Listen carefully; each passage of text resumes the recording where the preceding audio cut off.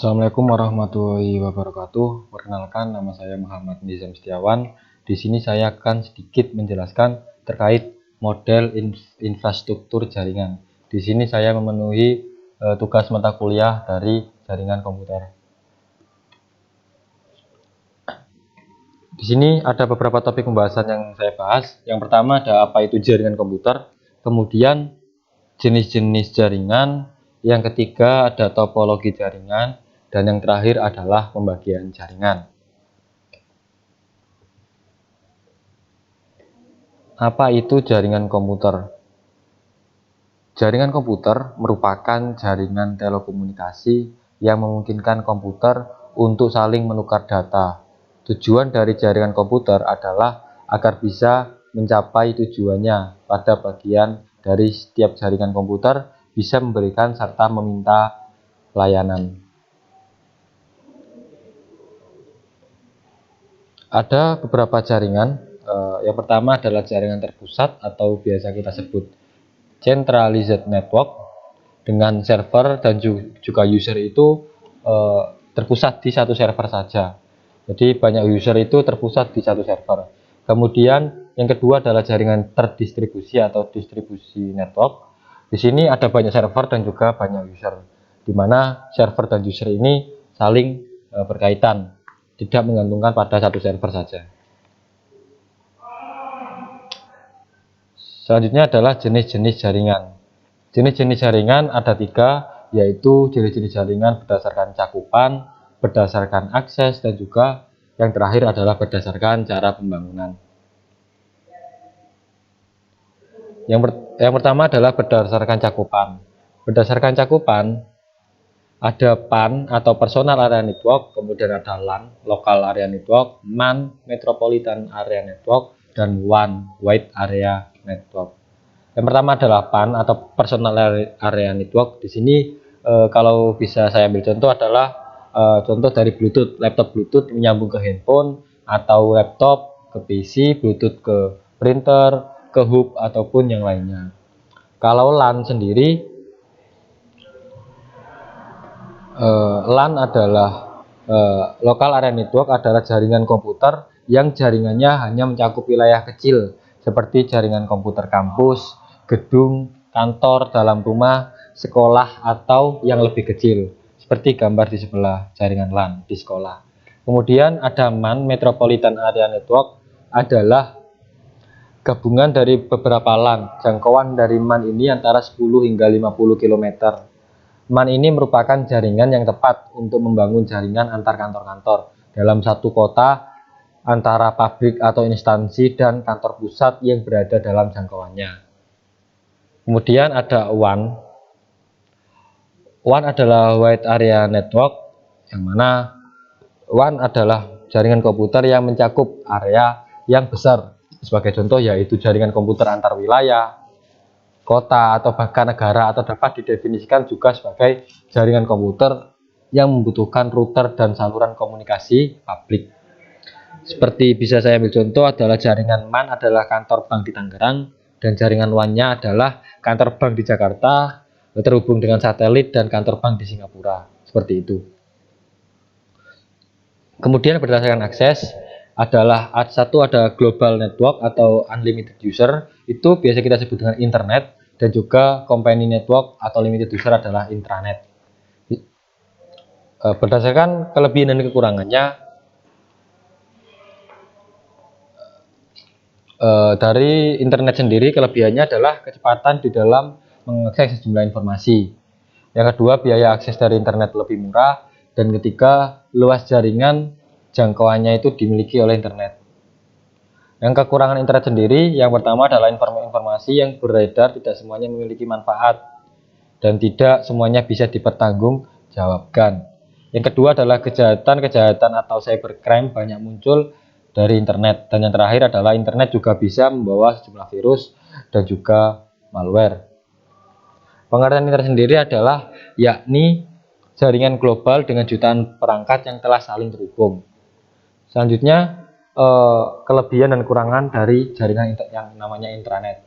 Kelebihan intranet yang pertama, produktivitas kerja pada jaringan intranet bisa lebih meningkat. Kedua, waktu yang digunakan untuk berkomunikasi lewat internet bisa lebih baik. Dan yang terakhir, komunikasi menggunakan internet bisa lebih lancar. Kekurangan intranet sendiri, yang pertama informasi yang tidak sesuai dan informasi yang salah serta tidak bisa dipertanggungjawabkan, tentunya bisa mengurangi efektivitas kerja. Yang kedua, untuk bisa menggunakan jaringan intranet diperlukan adanya pelatihan khusus karena proses pengoperasiannya ini yang berbeda dengan internet. Dan yang terakhir adalah ada kemungkinan terjadinya overload pada bagian data yang disebabkan oleh proses pengiriman data antar pengguna yang terlalu besar ataupun tidak terkontrol. Pengertian dari internet sendiri adalah jaringan yang menggunakan ruang lingkup yang lebih sempit. Jadi kalau internet itu yang lebih luas dan kalau intranet itu yang lebih sempit. Kemudian berdasarkan cara pembangunannya, yang pertama ada ad hoc atau infrastruktur. Seperti gambar di bawah ini adalah jaringan ad hoc dan juga infrastruktur. Kemudian ada beberapa topologi jaringan. Topologi jaringan adalah suatu metode untuk menghubungkan dua komputer atau lebih dengan menggunakan kabel UDP, fiber optik maupun tanpa kabel nirkabel sebagai media transmisi. Beberapa topologi jaringan, yang pertama adalah mesh topologi, dan juga star topologi dan bus topologi. Bus topologi memiliki kelebihan, diantaranya sistem topologi yang sangat sederhana, biaya yang lebih murah, dan juga membutuhkan kabel yang lebih sedikit. Kemudian untuk kekurangan sendiri adalah tidak cocok untuk penggunaan pada trafik yang padat. Yang kedua, sulit dalam melakukan maintenance, dan yang terakhir adalah koneksi lebih lambat daripada topologi yang lainnya.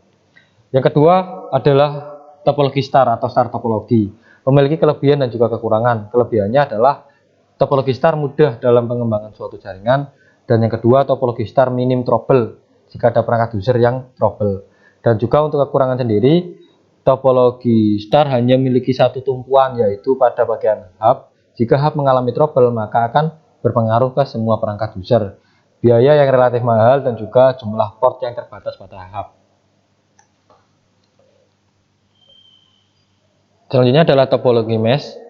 Memiliki kelebihan, yaitu keuntungan utama topologi mesh memiliki backupan jalur, dan yang kedua troubleshoot yang mudah. Sedangkan untuk kekurangannya adalah topologi mesh memerlukan biaya yang mahal dan juga instalasi dan juga maintenance topologi mesh sangat sulit apabila terjadi kerusakan.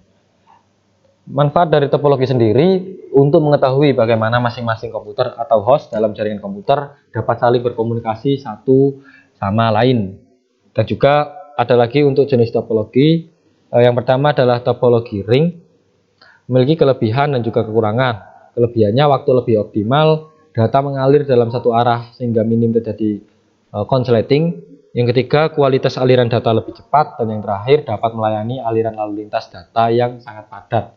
Kemudian untuk kekurangan sendiri, sulit melakukan konfigurasi ulang.